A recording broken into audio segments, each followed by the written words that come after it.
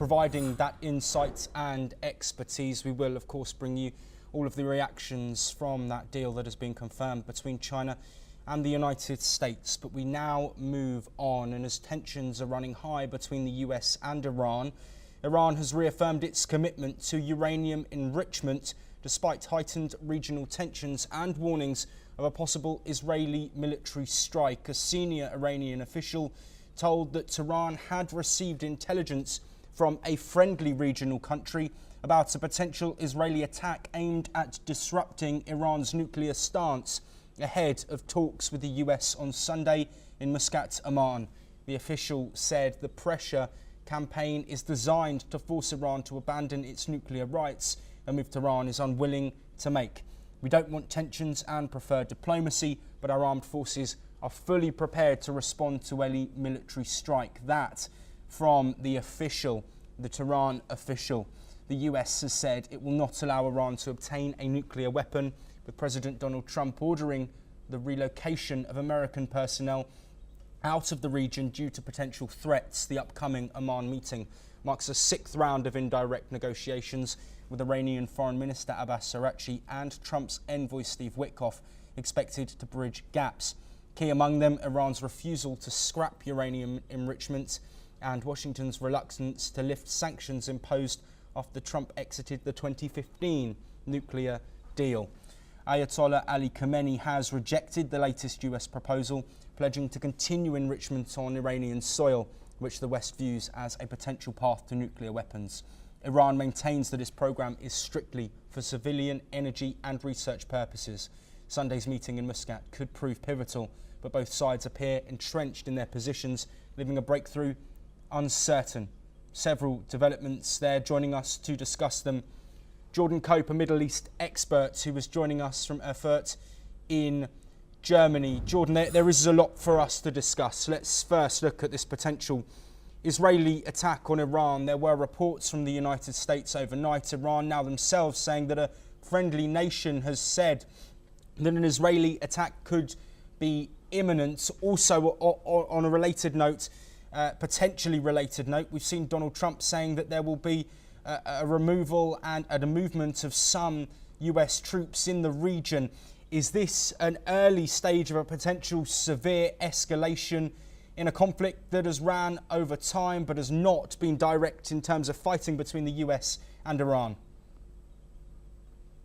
It's certainly an indicator that something is changing. This is very unusual activity for the Middle East, and it ultimately could be a boiling point and a culmination of a war started by Iran's proxies, one by one of which has lost more and more power throughout the war that was started on October 7th, 2023, when Iran's proxies and Hamas and the Islamic Jihad invaded Israel, killed 1,200 people, and then prompted other Iranian proxies, such as the Houthis, to get involved, blocking the Red Sea and stopping shipping from going through. And Hezbollah, which at the time, which had a 150,000 rocket stockpile, which was involved in the war, sending masses of rockets into Israel.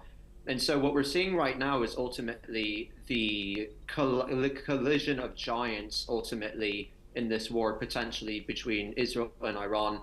Iran has been developing nuclear weapons now for years. It was discovered approximately 2 decades ago that it had tested nuclear implosion tests. This only came out recently.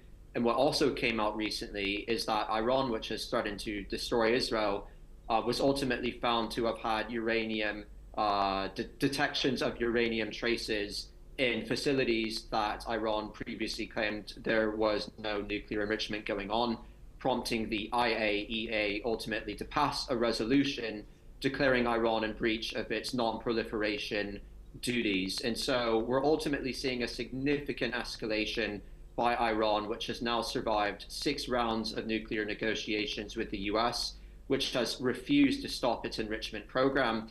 It has some stockpiles enriched to 60% uranium, which is incredibly, overwhelmingly overboard, when a nuclear energy program simply needs stockpiles enriched to 3.67%. And it's believed that Iran has continued in these negotiations so that it can diversify and move its nuclear weapon resources throughout the country to make it more difficult to attack in the future.